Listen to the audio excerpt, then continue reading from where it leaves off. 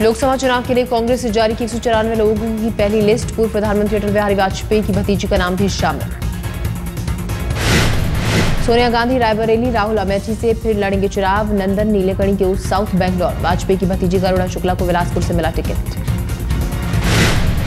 कांग्रेस से क्रिकेटर मोहम्मद कैफ को Phulpur. Bhojpuri film star Ravi Kishan को जौनपुर से दिया टिकट।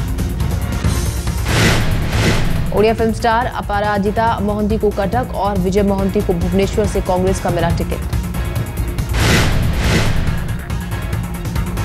सूत्रों के मुताबिक कांग्रेस इस बार युवाओं पर जताया भरोसा। टिकट पाने वालों में 35% लोगों की उम्र 50 से कम। कांग्रेस जयप्रदा को टिकट देने के लिए तैयार। अमर सिंह के चलते रुका फैसला। अमर सिंह को सिंबल देने के बजाय समर्थन देना चाहती है कांग्रेस। यूपी के सुल्तानपुर में मौजूदा सांसद संजय सिंह को असम से राज्यसभा का टिकट। संजय की जगह पत्नी अमिता सिंह सुल्तानपुर से लड़ेंगी चुनाव। अमिता सिंह के खिलाफ सुल्तानपुर से वरुण गांधी हो सकते हैं बीजेपी उम्मीदवार। वरुण ने सुल्तानपुर से टिकट की जताई इच्छा।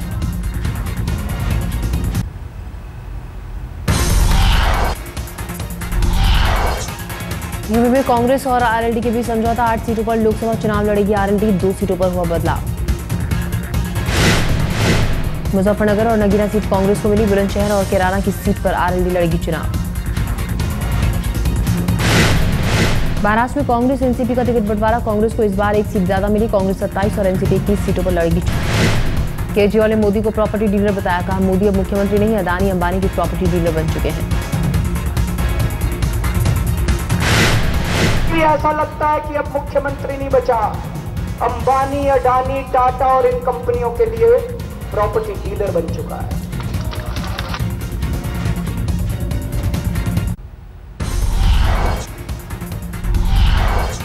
दिल्ली में थे मोदी तो मोदी के गढ़ में केजरीवाल ने की पहली सभा। केजरीवाल ने मोदी पर जमकर बोला हमला। गुजरात विकास का मॉडल है, सारे किसानों की खेती बंद कर दो, किसानों की जमीनें छीन छीन के अडानी और अंबानी को दे दो, सारी इंडस्ट्री बंद कर दो, स्मॉल स्केल इंडस्ट्रीज बंद कर दो, मीडियम स्केल इंडस्ट्रीज बंद कर दो।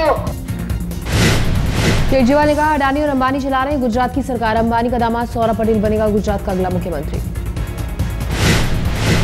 और अभी सुनने में आ रहा है कि अगर मोदी जी प्रधानमंत्री बन गए तो सौरभ पटेल शायद गुजरात का मुख्यमंत्री बनेगा।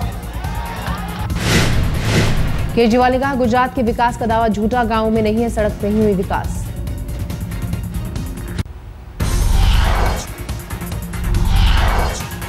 केजरीवाल की सभा में मोदी समर्थक ने फेंके पत्थर। पत्थर से घायल हुआ आप समर्थक।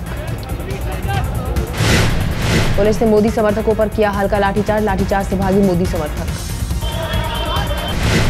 रोड शो के दौरान कुछ लोगों ने केजरीवाल से कहा दिल्ली की तरह छोड़कर भाग मत जाना। केजरीवाल ने कहा मोदी के पीएम बनने से नहीं खत्म होगा भ्रष्टाचार। कहा गुजरात में विकास नहीं, भ्रष्टाचार का बोलबाला।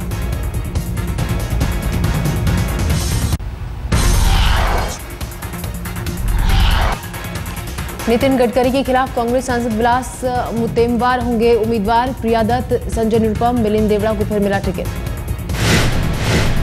अल्पसंख्यकों को रिझाने के लिए नागपुर में बीजेपी की आगाज रैली। शहनवाज हुसैन, नजमा हिप्तुल्ला पहुंची। कहा मुसलमानों को डरा रही है कांग्रेस।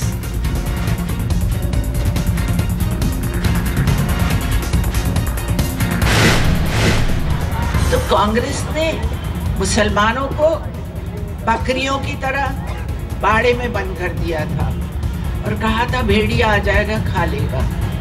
रोकने गडकरी बोले मोबाइल पर दंगे का वीडियो भेजकर और मोदी का नाम लेकर डरा रही है कांग्रेस। कहा हमने दंगा भड़काया है तो हमें वोट ना दे। आप में से कोई भी कह दे कि हम में से किसी ने दंगा भड़काया है तो हमें वोट मत दो, बिल्कुल वोट मत दो। बहनों और भाइयों, हम एक परिवार के हैं।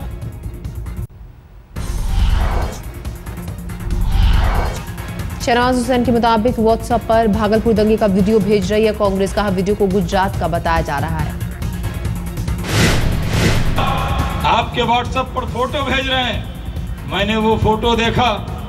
वो फोटो गुजरात के नहीं है बल्कि राजीव गांधी के दौरे इख्तिदार में भागलपुर में जो कांग्रेस ने दंगे कराए थे उसकी फोटो भेज दी है। झारखंड प्रदूषण बोर्ड के पूर्व अध्यक्ष और आजसू नेता दिलेश्वर साहू की हत्या, हजारीबाग के बाहर इलाके में अपराधियों ने मारी गोली। दिलेश्वर साहू को आजसू ने झारखंड की चतरा लोकसभा सीट से अपना उम्मीदवार घोषित किया था। साहू की हत्या की जिम्मेदारी नक्सली संगठन PLFI ने ली।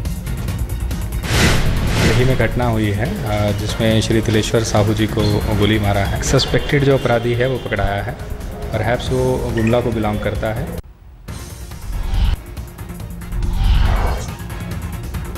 बीजेपी के PM उम्मीदवार नरेंद्र मोदी ने लगाई लेडी स्पेशल चाय की चौपाल, कहा बेटी शिक्षा को मिशन बनाना होगा।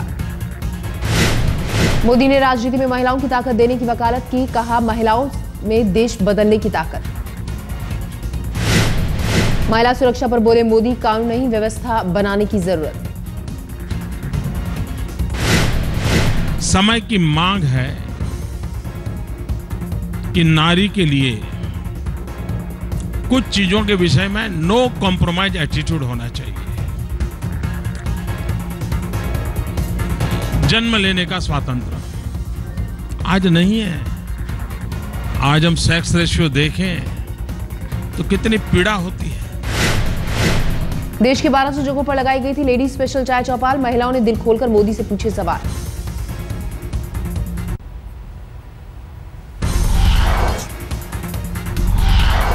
वीडियो कॉन्फ्रेंसिंग के जरिए मोदी ने देश भर की महिलाओं को दिया जवाब, बीजेपी के स्टूडियो के जरिए किया गया संवाद। विदेश से भी महिलाओं ने पूछा सवाल, मोदी ने बेबाकी से दिए सवालों के जवाब। चाय चौपाल पर महिलाओं ने राजनीति पर की खुलकर चर्चा, मोदी ने कहा अगला चुनाव तय करेगा देश का भाग्य। चुनाव घोषित हो चुके हैं। अगर एक बार देश की महिलाएं ठान ले कि भारत का भाग्य हम निर्धारित करेंगे, तो मैं नहीं मानता हूं कि हिंदुस्तान की कोई वोट बैंक काम कर सकती है। सारी वोट बैंक अपने आप खत्म हो जाएगी। इतनी ताकत महिलाओं में है। बीजेपी ने किया दावा, दूसरे चरण में 10 करोड़ लोगों से मुखातिब होंगे मोदी।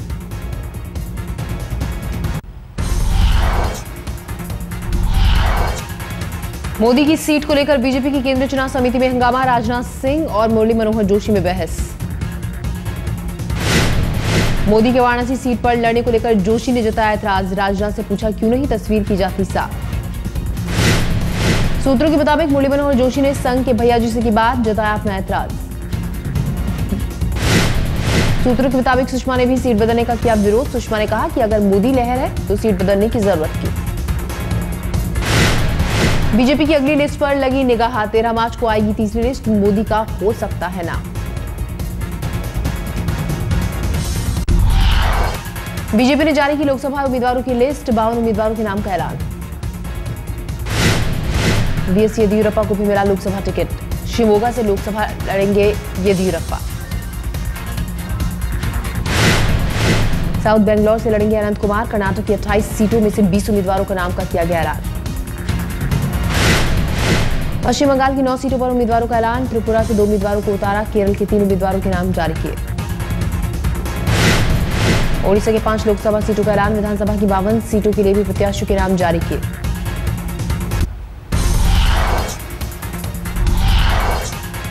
आम आदमी पार्टी के नेता योगेंद्र यादव के चेहरे पर फेंकी गई स्याही, दिल्ली में रैली कर रहे थे योगेंद्र यादव।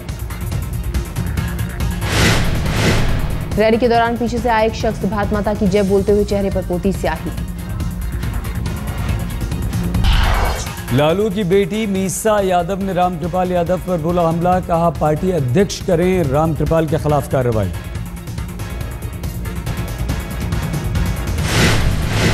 बात को मीडिया के माध्यम से क्यों बोला जा रहा है उनके तरफ से, और इमोशनल अत्याचार, एक बेटी को इमोशनल अत्याचार और नौटंकी करार दे रहे हैं। मुझे नौटंकी टिकट, आपको पता है बिहार में टिकट के लिए क्या होता है, हर एक पार्टी।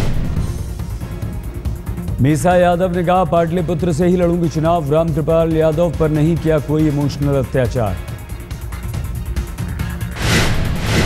मुझे इमोशनल अत्याचार और नौटंकी कर रहे हैं, तो मुझे लगता है कि जो पार्टी ने अपना निर्णय लिया है उस निर्णय पे मैं कायम हूं और मैं पाटलिपुत्रा से सीट से कॉन्टेस्ट करूंगी आरजेडी की तरफ से। मीसा ने कहा, पाटलिपुत्र की बहू हूं मैं। रामकृपाल पटना गए हैं तो पाटलिपुत्र में कैसे बनता है उनका अधिकार।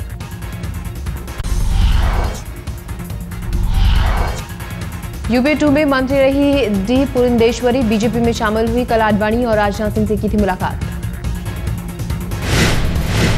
अलग तेलंगाना के मुद्दे पर पुरंदेश्वर ने कांग्रेस से तोड़ा नाता। मुख्यमंत्री किरण रेड्डी ने भी कांग्रेस से तोड़ चुके हैं रिश्ता।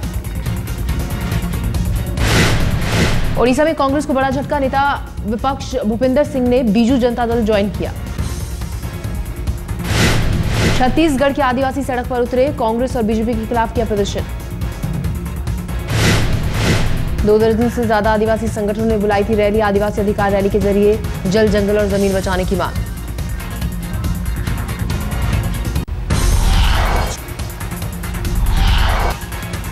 मुंबई पुलिस ने नाबालिग छात्र के साथ फरार टीचर को किया गिरफ्तार। बेंगलौर से हुई गिरफ्तारी। 15 साल के छात्र की चैट के जरिए 25 साल की टीचर से बढ़ी थी दोस्ती। पुलिस ने टीचर पर अपहरण का केस किया दर्ज। मुंबई पुलिस ने टीचर के साथ पकड़े गए लड़के को परिजनों को सौंपा। जनवरी महीने में फरार हुआ लड़का पहले गोवा फिर बेंगलौर गया था। दिल्ली में जयमाला के बाद भी नहीं विदा हो सकी दुल्हन। परिजनों का आरोप, लड़के ने दहेज में मांगी काश। शराबी बारातियों ने की मारपीट। था कि इन लोगों ने कुछ नहीं मांगा था और वो जब मेरे पापा के लग पे सारा सामान लेके गए तो बाइक लेके गए थे तो इन्होंने बाइक ली नहीं और अब ये 4 व्हीलर मांग रहे थे।